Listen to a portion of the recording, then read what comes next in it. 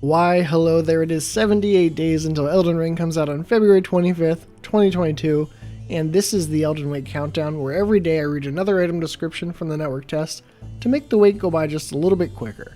Let's get into it. And today we actually have a 3-for-1. We have the Crucible Axe Helm, the Crucible Gauntlets, and the Crucible Greaves. And that is because these items are similar in what they say, but they have little differences, which we will get into.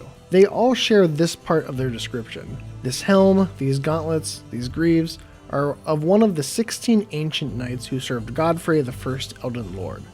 The conduits that cover this armor seethe with the power of life's crucible, that which coursed through the Erd Tree in its primordial form. And this was also in the item description yesterday, and is across all of the set, which means I think it applies to all of the Crucible Knights. Specifically regarding Ordovis and his men, the Crucible Axe Helm says, "The axe ornamentation is the Knight Ordovis mark, displayed also by his men."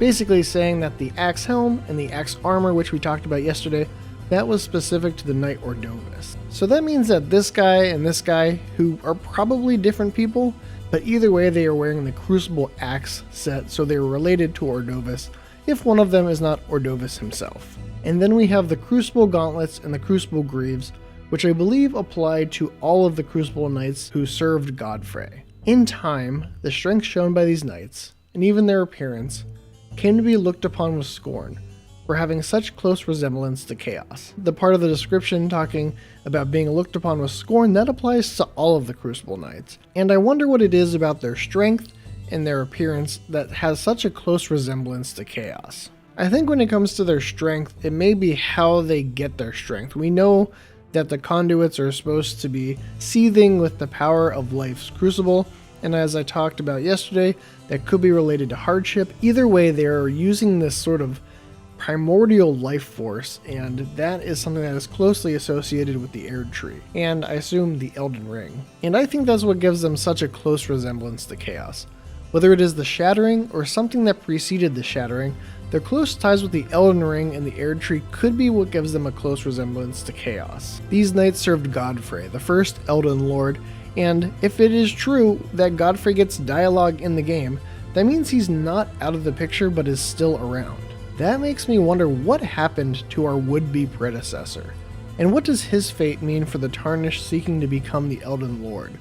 Is it possible that Godfrey was corrupted, or something bad happened to him, and that is why the knights have such a close resemblance to chaos? Or is it simply that being closely associated with the Elden Lord, and therefore the Elden Ring and the Erd Tree, means that the shattering of the Elden Ring and the war that followed led to them being scorned because they were supposed to protect it or do something that they failed in their duty.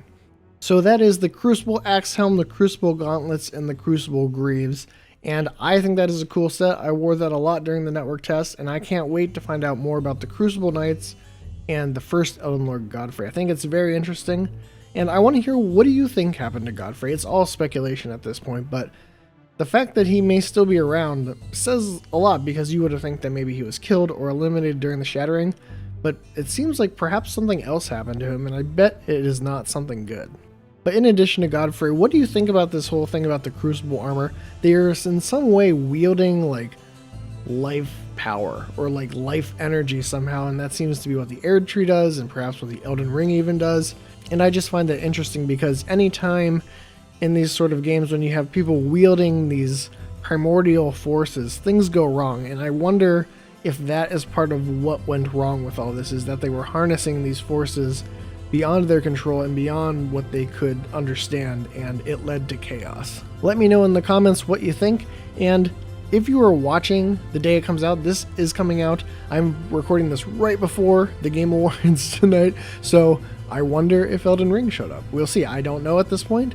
And I will be probably tuning in, but definitely will end up watching an Elden Ring trailer should it come out, so look forward to any analysis or reactions following the Game Award should Elden Ring have a trailer that pops up. If you enjoyed this video, please consider giving it a like, and if you want more item descriptions and you want more lore content following the release of Elden Ring, please consider subscribing to the Lore Hunter. Thanks for watching.